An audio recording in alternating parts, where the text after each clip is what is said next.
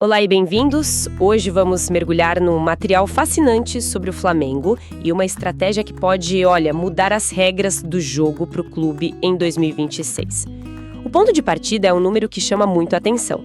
No ano passado, o clube bateu um recorde de receita de 2 bilhões de reais. E com todo esse dinheiro em caixa, está tentando fazer algo que parece simples, mas que não consegue há uma década inteira: manter 100% do seu time titular de um ano para o outro. E a nossa missão aqui é justamente essa, né? Investigar o que esse número realmente representa. Será que essa saúde financeira significa um ponto de virada definitivo? Uma blindagem de verdade contra aquele assédio que a gente já conhece de clubes europeus e de outros mercados? Ou será que é só uma janela de oportunidade, sabe? Um bom momento passageiro? Para entender isso, a gente vai precisar olhar não só para os cofres cheios de agora, mas também para o histórico recente de perdas importantes que o clube sempre sofreu. Certo, vamos começar por aí então. 2 bilhões de reais de receita.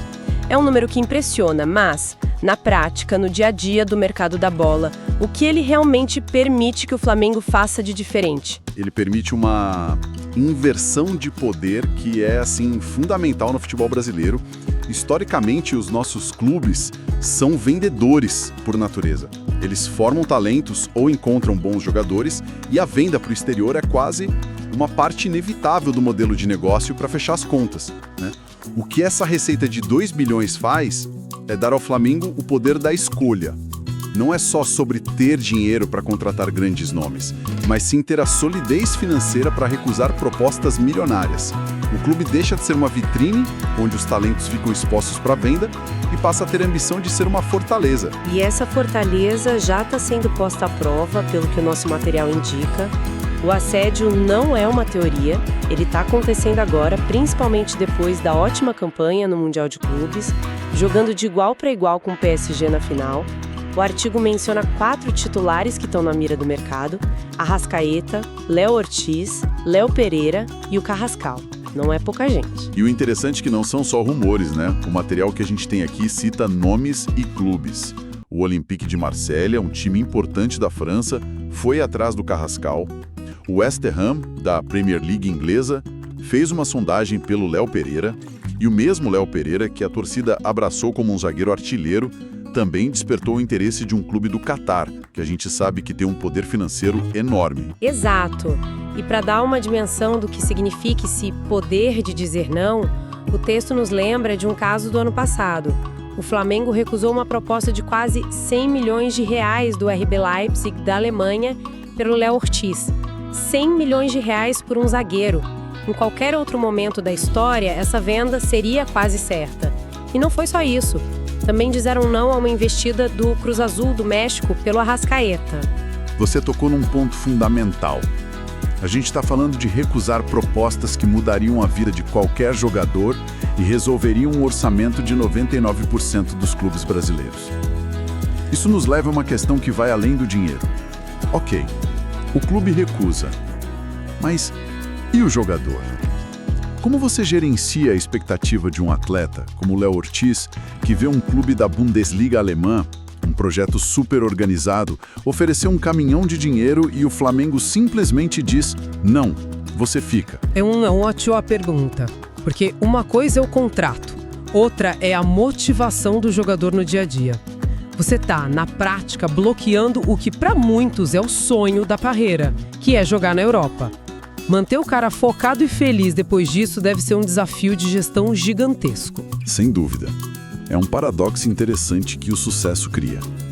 Uma campanha como a do Mundial valoriza todo o elenco, o que é excelente.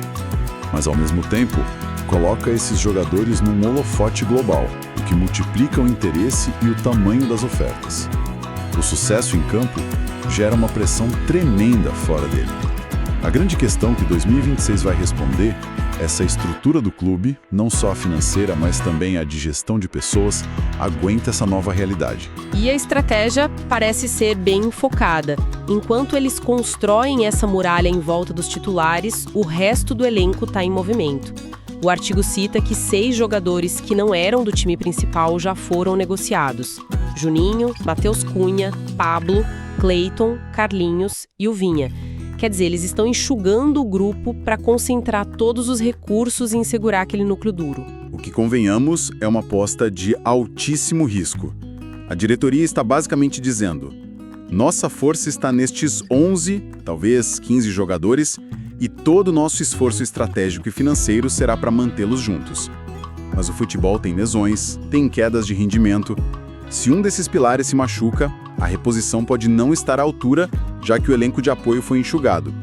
É uma estratégia de tudo ou nada, focada na força máxima do time titular. E essa aposta de manter o time parece ainda mais ousada quando a gente olha para o passado recente.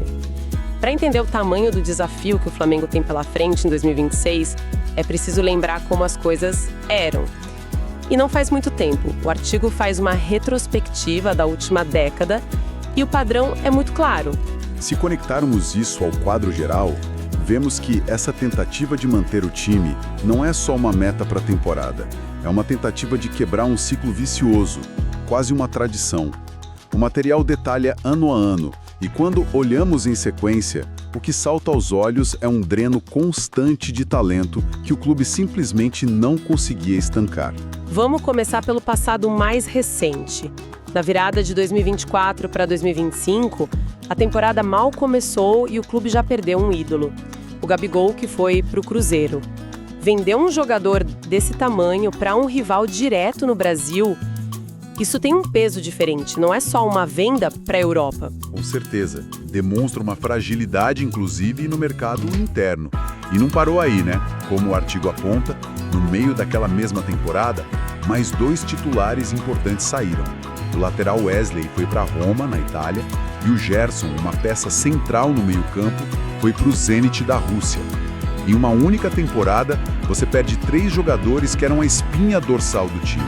É muito difícil construir um projeto assim. E se a gente volta mais um ano, de 2023 para 2024, a história se repete. O lateral Mateuzinho foi para o Corinthians e o volante Thiago Maia para o Internacional. De novo, o assédio vindo de dentro do Brasil, de rivais diretos na briga por títulos. Isso mostra que a ameaça não era só o euro ou o petrodólar. Exatamente. E essa análise do perfil dos compradores é interessante.